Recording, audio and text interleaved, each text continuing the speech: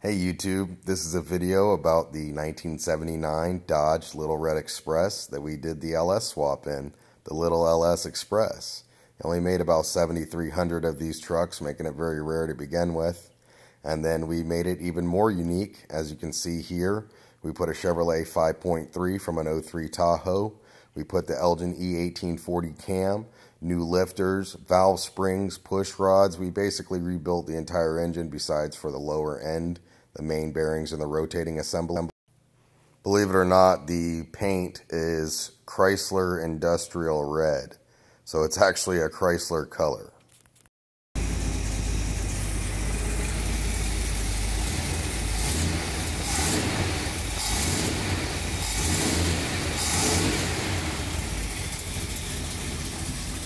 Will you get me backing out so they can see the transmission works? This portion of the video I shot to demonstrate the original Dodge 360 engine and the original 727 in operation for the potential buyer. The engine and transmission was all nice and rebuilt, but the guy wanted more horsepower. The air conditioning was broken. We were fooling around with the idea of the LS swap, and he went for it. And I loved doing the project. It took a little longer than I wanted, but we got it done. Here is a sped up extract from the video I made discussing how we did the engine mounts and why we did the engine mounts the way we did them. You can view that video and the troubles that we had. I would definitely use the front set of holes if I were to do this project again, as long as the truck was not a rare edition like a Little Red Express or Midnight Express. And that's simply to give myself more room for the transmission dipstick to fit in there, the factory 4L61. Otherwise, from a performance standpoint, I like the transmission and engine sitting back as far as it can possibly, and as low as it can to lower the center of gravity on the vehicle. I ended up using the original Dodge transmission cross member and just modifying it to accept the 4L60 transmission. You can watch that video.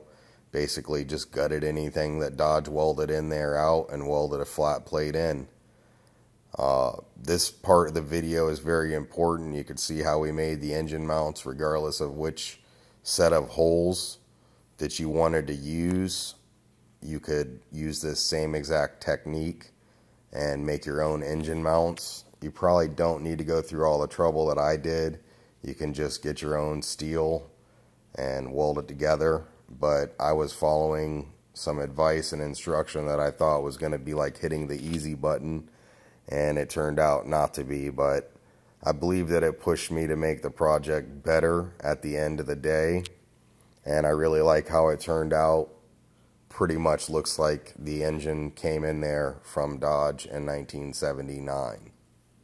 And again, the biggest reason why I chose to use those holes was so I didn't have to modify the radiator support, because you will have to probably modify the radiator support once it's all said and done. Unless you went with like a carbureted sort of intake or a different kind of intake for the LS, you're not going to have much room for a intake hose. Here's how the engine sat in after we got it mounted to the transmission and the transmission bolted to the cross member. A little bit of an angle for the steam ports to work.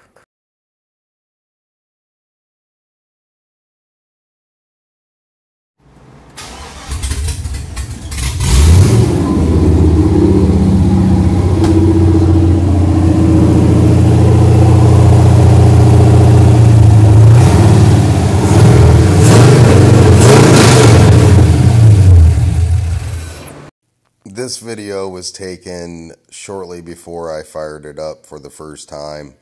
I was just taking a little video showing how stuff was looking at that point in time. I apologize for the camera work. Hopefully with y'all's support I can get a little better here. This was what I did with the 4L60 transmission to fit it into the original Dodge crossmember. Again, I apologize. I don't have the best of equipment. Maybe with some support we can get some better equipment and make you some better videos. Little underneath shot for you all. It's a Chevy truck drive shaft that's been shortened. Thank you to American Driveline in Orlando, Florida. Custom fuel system. And the exhaust. Hot exhaust. Just drove it.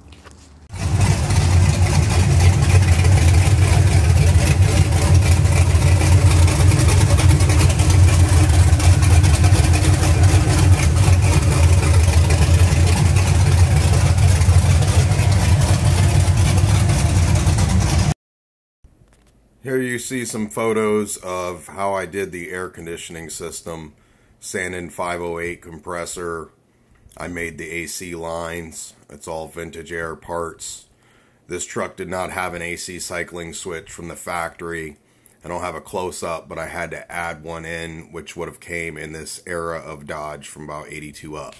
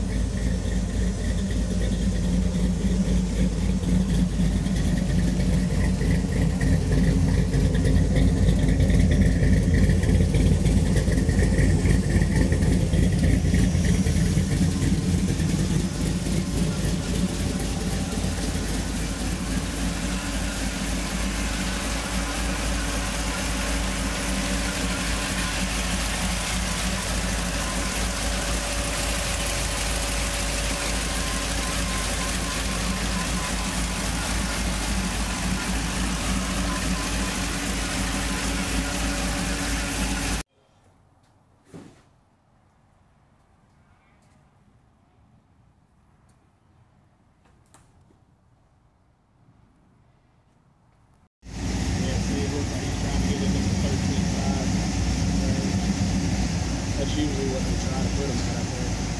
Maybe I'm wrong. I thought it was 15 or 14, 9. 14, yeah. That's perfect. Well, they want to run it a little rich.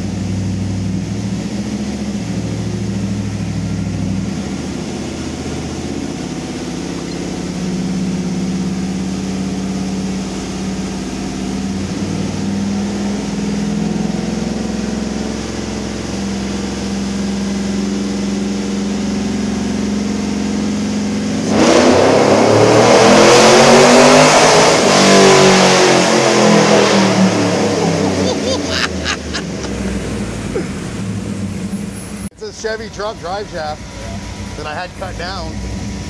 Am I making a bad decision?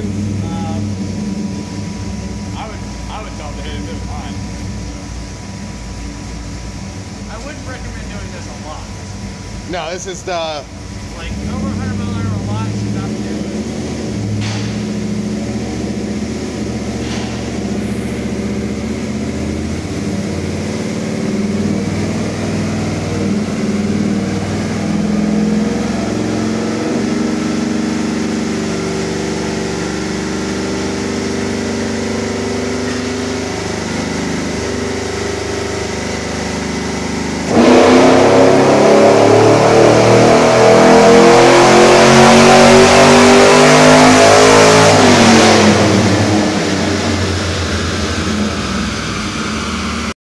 I'd like to thank you for watching this video, and there you have it, 300 and almost 5 horsepower to the rear wheels.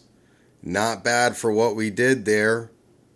Really fun truck. It was such a pleasure. I'd like to thank everyone who helped me, who was involved. I'd like to give a special thanks to Al Jarvis, James Smith, James Damron, Nelly's Muffler, and of course Redline Tuning. I've got a ton of hours in this build.